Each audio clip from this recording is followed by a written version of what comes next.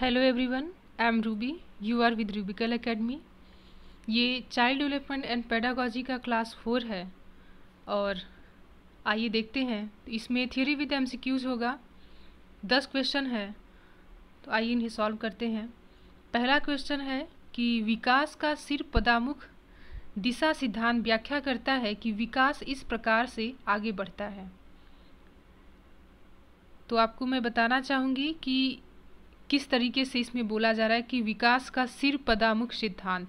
ठीक, कि जब एक बच्चे का डेवलपमेंट होता है, ठीक, अभी बच्चे का मतलब शुरुआती स्टेज है डेवलपमेंट का, अभी वो पैदा नहीं हुआ है, उसके पहले का जो स्टेज है, तो किस प्रकार से उसमें डेवलपमेंट होगा, कौन सा बॉडी पार्ट पहले बनेगा, कौन सा बाद में बनेगा। तो यहाँ पर वही पूछा जा रहा है कि सिर्फ पदामुख सिद्धांत मतलब कि पहले जो अपर पार्ट है बॉडी के, ब्रेन हो गया, हार्ट हो गए, पहले इन सब का फॉर्मेशन होगा, उसके बाद धीरे धीरे जो अपेंडेजेस हैं, आपके हाथ है, पैर है, इन सब का फॉर्मेशन होगा। तो यहाँ पर इस विकास की बात की जा रही है कि किस प्रकार से विकास आगे बढ़ता है। ठीक, तो मैंने आपको कहा कि पहले बॉडी के अपर पार्ट जो है उनका फॉर्मेशन होगा, कि पहले लंग्स का फॉर्मेशन होता है, फिर आपके ब्रेन का फॉर्मेशन होगा, फिर धीरे धीरे जो डेवलपमेंट है वो सर से पैर की तरफ आगे बढ़ता है। ठीक, तो यहाँ पर वही पूछा जा रहा है। तो सामान्य से विशिष्ट कार्यों की ओर नहीं, ये यहाँ पर मैंने बताया कि किस प्रकार के विकास का बात किया जा रहा है। ठीक, एक बच्चे के जन्म से पहले का विकास के बारे में यहाँ पर बात किया जा रहा है। भिन्न से एक ही कार्यों की ओर, ये भी गलत है। सिर से पैर की ओर, ठीक, यहाँ पर जो विकास है वो सिर से पैर की ओर होता है। इसे प्रॉक्सिमो डिस्टल डेवलपमेंट भी बोला जाता है। ग्रामीण से शहर के क्षेत्रों की ओर नहीं, ये भी गलत है। तो अगर आपसे पूछा जाए कि सिर पदामुख जो दिशा का सिद्धांत है उसमें विकास किस प्रकार से आगे बढ़ता है, तो विकास सिर से पैर की ओर आगे बढ़ता है, ये आपका सही जवाब है। कि एक बच्चे का जब शुरुआती डेवलपमेंट होता है तो उसमें पहले उसके बॉडी के अपर पार्ट का फॉर्मेशन होता है, देन लोअर पार्ट का फॉर्मेशन होता है। तो यहाँ पर सिर से पैर की ओर जो विकास है वो आगे बढ़ता है। अब क्वेश्चन नंबर 2 को देखते हैं।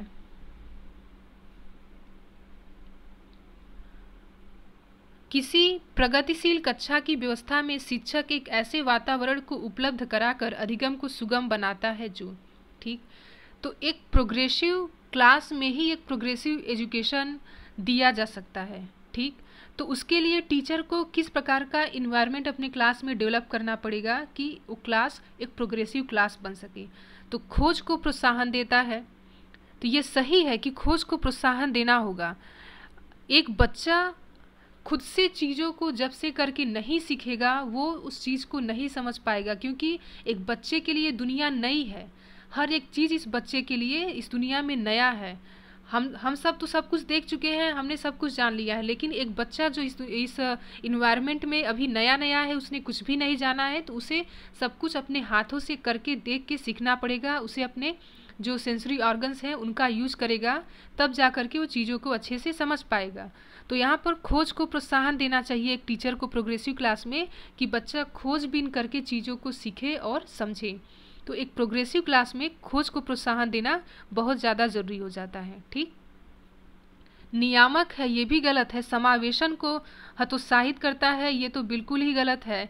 कि समावेशन मतलब इंक्लूसिवनेस की जो बात की जा रही है कि इंक्लूसिव एजुकेशन होना चाहिए, तो ये बहुत ज़रूरी है कि हर एक बच्चा एक साथ पढ़े, कोई उसमें किसी बच्चे को कैटेगराइज ना किया जाए। तो यहाँ पर कहा जा रहा है कि हतोत्साहित करना चाहिए, तो ये बिल्कुल गलत है। नहीं, प्रोग्रेस करना चाहिए बच्चों को और उन्हें कहना चाहिए कि एक साथ रहें, एक साथ पढ़ें। आवृत्ति को बढ़ावा देता है, ये भी गलत है। सही है कि खोज को प्रोत्साहन देना चाहिए। प्रोग्रेसिव क्लास में एक टीचर को खोजबीन को प्रोत्साहन देना चाहिए ताकि बच्चा खुद से चीज़ों को करके सीखे और चीज़ों का अनुभव ले। देखते हैं क्वेश्चन नंबर 3 को। हावर्ड गार्डनर का बहुबुद्धि सिद्धांत सुझाता है कि, तो आपको बता दें कि हावर्ड गार्डनर ने बहुबुद्धि सिद्धांत दिया था। बुद्धि पे कई लोगों ने अपने सिद्धांत दिए हैं, तो उसमें से हावर्ड गार्डनर ने भी एक मल्टीपल इंटेलिजेंस का सिद्धांत दिया है। तो उन्होंने कहा है कि बुद्धि का स्वरूप एकाकी न हो करके बहुकारकी होता है। ठीक, कि हम बुद्धि एक प्रकार का नहीं होता, बुद्धि कई प्रकार का होता है। इसीलिए इन्होंने मल्टीपल इंटेलिजेंस का थियोरी दिया है कि इनके अनुसार, हावर्ड गार्डनर के अनुसार जो बुद्धि है वो 8 प्रकार का होता है। तो आपको बता दें कि 8 बुद्धि का मैं नाम बताना चाहूँगी कि linguistic intelligence, logical mathematical intelligence, spatial intelligence, body kinaesthetic intelligence, musical intelligence, personal self intelligence, personal other intelligence, naturalistic intelligence and existential intelligence. तो इन्होंने ये 8 प्रकार के बुद्धि दिए हैं कि 8 तरीके से एक इंसान जो है वो सीख सकता है, 8 तरीके का बुद्धि होता है। ठीक, तो हावर्ड गार्डनर का बुद्धि सिद्धांत देखते हैं क्या सुझाता है कि हर बच्चे को प्रत्येक 8 विषय भिन्न तरीके से पढ़ाया जाना चाहिए ताकि सभी बुद्धि विकसित हो सके। बुद्धि को केवल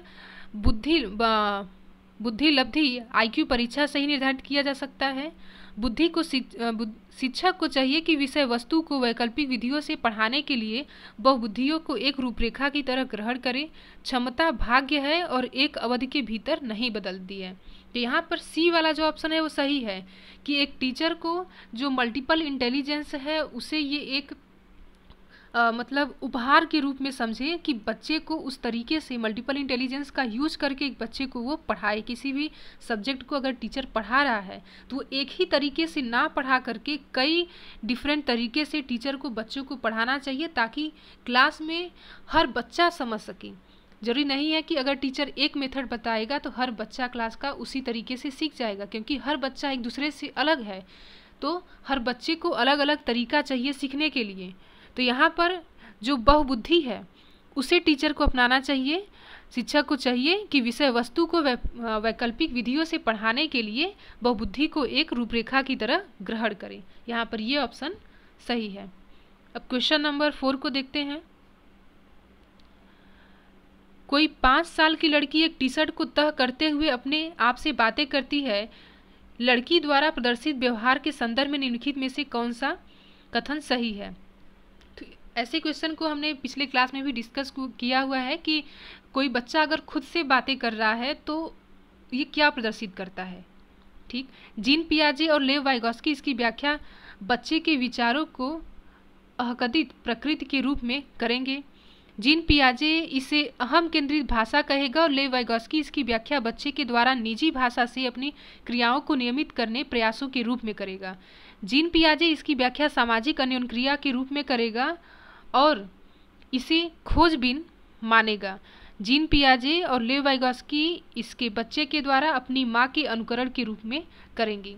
तो बता दें कि जीन पियाजे और वाइगोस्की दोनों ने इसके ऊपर अपने अपने राय दिए हैं। तो जीन पियाजे ने कहा है कि ये अहम केंद्रित भाषा है, यहाँ पर बच्चा खुद से बातें कर रहा है, बच्चा खुद को सेंट्रलाइज किया हुआ है, वो खुद से बातें करता है खुद को खुश रखने के लिए। ठीक, अहम केंद्रित भाषा है। वाइगोस्की ने कहा है कि बच्चा अपने कार्यों को दिशा देने के लिए, अपने कार्यों को आगे बढ़ाने के लिए दिशा निर्देश देने के लिए वो खुद से बातें करता है। वाइगोस्की इसकी व्याख्या बच्चे के द्वारा निजी भाषा से अपनी क्रियाओं को नियमित करने प्रयासों के रूप में करेगा। तो यहाँ पर बी ऑप्शन सही है। वाइगोस्की कहते हैं कि ये अहम केंद्रित भाषा है। जब बच्चा खुद से बातें करता है तो ये अहम केंद्रित भाषा है। जीन पियाजे कहते हैं, वाइगोस्की कहते हैं कि बच्चा अपने कार्यों को नियमित रखने के लिए, उसे एक दिशा निर्देश देने के लिए बातें करता है। ठीक, अब देते हैं क्वेश्चन नंबर 5 को। एक 6 वर्ष की लड़की खेल कूद में असाधारण योग्यता प्रदर्शन करती है। ठीक, उसके माता पिता दोनों ही खिलाड़ी हैं। अब देखिए, लड़की के पेरेंट्स दोनों खिलाड़ी हैं, लेकिन लड़की खिलाड़ी में खेल में अच्छा प्रदर्शन नहीं कर रही है। उसे नित्य प्रशिक्षण प्राप्त करने भेजते हैं और सप्ताहांत में उसे प्रशिक्षण देते हैं। बहुत संभव है कि उसकी क्षमताएं निम्नलिखित दोनों के बीच परस्पर प्रतिक्रिया का परिमाण होंगी। तो यहाँ पर क्या है कि लड़की में की आनुवंशिकता जो है, लड़की की आनुवंशिकता में क्या है कि वो एक खिलाड़ी की बच्ची है। खेल कूद का उसके अंदर जो आनुवंशिकता में है, लेकिन उसे परवरिश, उसे वातावरण जो है वो किसका दिया जा रहा है? नित्य का उसे वातावरण दिया जा रहा है। ठीक, तो यहाँ पर आनुवंशिकता में उसके जीन में क्या है कि उसके पेरेंट्स खिलाड़ी हैं तो वो भी खिलाड़ी होगी, ऐसा संभव नहीं है। लेकिन क्या किया जा रहा है कि वो नृत्य के लिए वो नृत्य करना चाह रही है, उसे डांसिंग का इन्वायरमेंट दिया जा रहा है तो वो डांस सीख सकती है। तो ये किसके बीच में वर्णन किया? ये आनुवंशिकता और पर्यावरण के बीच में अन्योन्य क्रिया है कि पर्यावरण मतलब उसे वातावरण किस चीज़ का मिल रहा है, नृत्य का वातावरण मिल रहा है, और उसकी आनुवंशिकता में खेल कूद का लक्षण है।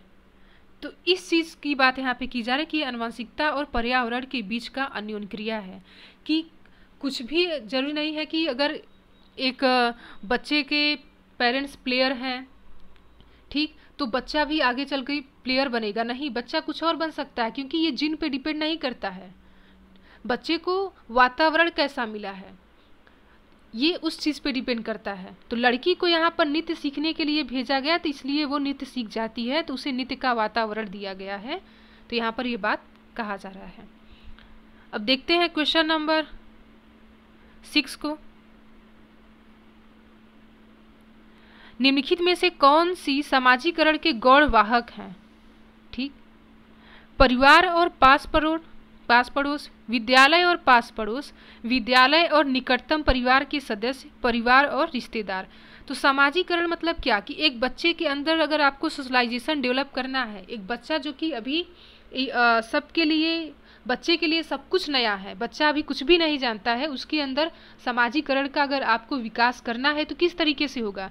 सबसे पहले तो वो अपने पास पड़ोस के लोगों के साथ ही घुलेगा मिलेगा, उनसे बातें करेगा, उन्हें देख करके वो समझेगा कि हाँ समाज में रहना है तो समाज में किस तरीके से आपको क्या कार्य करना पड़ेगा, समाज के लोगों के साथ आपको मिल के रहना पड़ेगा, सहयोग करना पड़ेगा एक दूसरे से। ठीक, ये समाज में रह करके अपने पास पड़ोस से बच्चा सीख जाता है, तो उसके अंदर एक सामाजिकरण की भावना जो है वो डेवलप हो जाती है।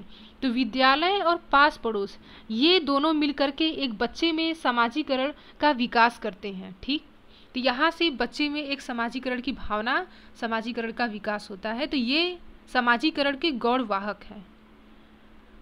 देखते हैं क्वेश्चन नंबर 6 को। लेव वाइगोस्की के अनुसार संज्ञानात्मक विकास का मूल कारण है।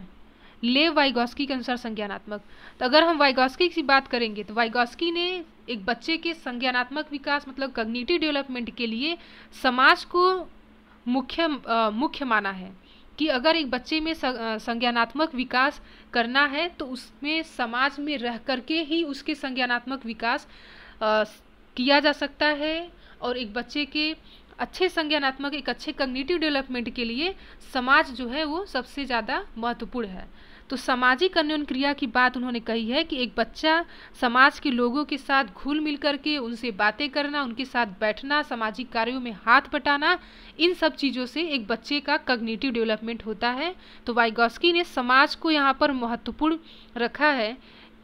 एक संज्ञानात्मक डेवलपमेंट के लिए वाइगोस्की ने सामाजिक अन्योन्य क्रिया को सबसे मुख्य माना है।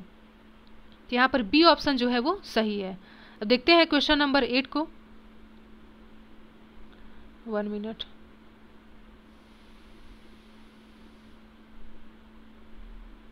क्वेश्चन नंबर 9, जीन पियाजे के अनुसार अधिगम के लिए निम्नलिखित में से क्या आवश्यक है? हमने पीछे देखा कि वाइगोस्की ने सामाजिक जो कॉग्निटिव डेवलपमेंट है उसके लिए उन्होंने सामाजिक अन्योन्य क्रिया को महत्वपूर्ण दिया। अब अधिगम के लिए जीन पियाजे क्या मानते हैं कि क्या सही होना चाहिए, आइए देखते हैं। शिक्षार्थी के द्वारा पर्यावरण की सक्रिय खोजबीन, वयस्कों के व्यवहार का अवलोकन, ईश्वरीय न्याय पर विश्वास, शिक्षकों और माता पिता द्वारा पुनर्बलन। तो जीन पियाजे कहते हैं कि एक बच्चा जो है, छोटा सा बच्चा, वो एक छोटा सा साइंटिस्ट है। जीन पियाजे ने बच्चे को एक नन्हा सा वैज्ञानिक माना है कि जो इस दुनिया में अभी नया है, उसके लिए पूरी दुनिया नई है, तो इस दुनिया में वो चीज़ों को खुद से करके सीखेगा, चीज़ों को खोजबीन करके सीखेगा, एक साइंटिस्ट की तरह वो चीज़ों को सीखेगा पहले।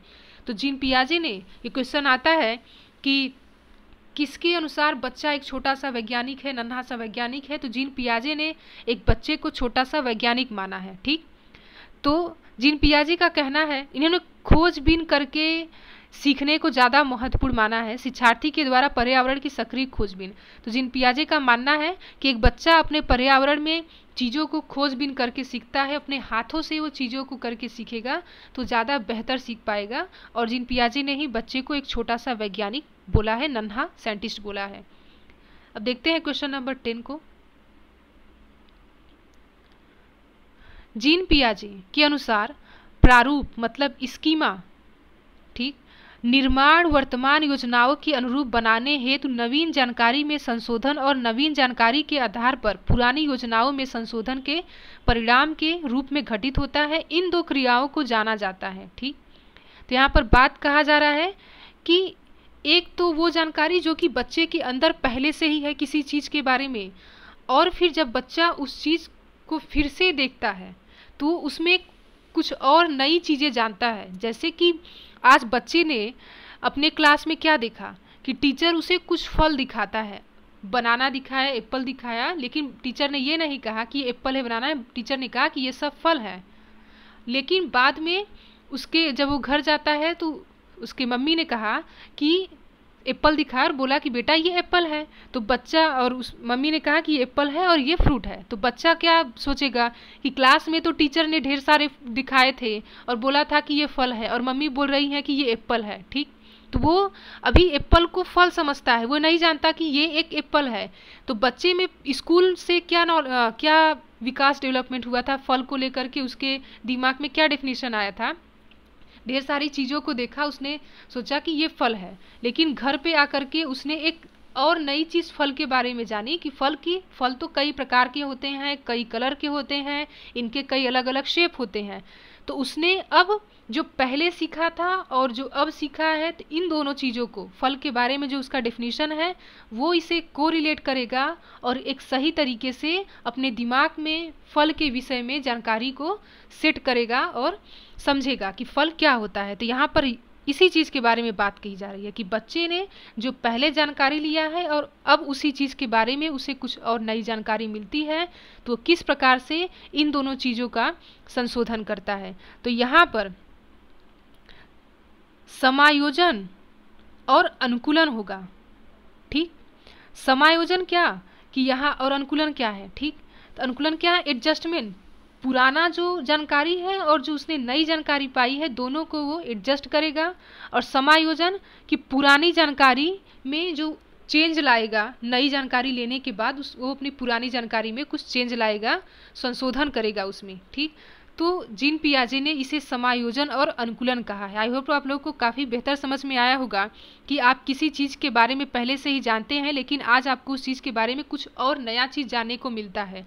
तो आप क्या करते हैं कि उस चीज़ को अब फिर से अब मेमोरी के अंदर उसी चीज़ में फिर से वो डेफिनेशन सेट होगा, वो जानकारी सेट होगी कि हाँ ये ऐसे होता है और जो आज सीखा ये इस तरीके से भी हो सकता है। तो जीन पियाजे ने इसे समायोजन और अनुकूलन बोला है। तो ये रहे आज के 10 सवाल। आई होप आप लोगों को क्वेश्चन सही लगे होंगे, अच्छे लगे होंगे, काफ़ी अच्छे क्वेश्चन हैं। और 1 मिनट, हाँ, क्वेश्चन आप लोगों को अच्छे लगे होंगे और जिस तरीके से मैंने समझाया है, समझाने का तरीका भी आप लोगों को काफ़ी अच्छा लगा होगा। तो अगर आप लोगों को वीडियो अच्छा लगा, क्वेश्चंस अच्छे लगे, तो चैनल को सब्सक्राइब कीजिए, लोगों के साथ शेयर कीजिए और लाइक कीजिए, क्योंकि ये वीडियो काफ़ी ज़्यादा हेल्पफुल होगा आपके CTET, UPTET, KVS, super TET, इन सब एग्जाम के चाइल्ड डेवलपमेंट एंड पेडागॉजी के लिए, क्योंकि यहाँ पर थियोरी विद एमसीक्यूज हैं। अगर आप किसी क्वेश्चन को नहीं सॉल्व कर पा रहे हैं तो आप उसके पीछे का रीज़न भी जानेंगे कि आपका क्वेश्चन कोई क्यों गलत हो रहा है, ठीक। तो आई होप आप लोगों को अच्छा लगा होगा और 10 में से आपके कितने क्वेश्चन सही हुए कमेंट बॉक्स में ज़रूर बताइएगा कि आपके कितने क्वेश्चन सही हुए हैं। तो आज के लिए बस इतना ही। Thank you so much.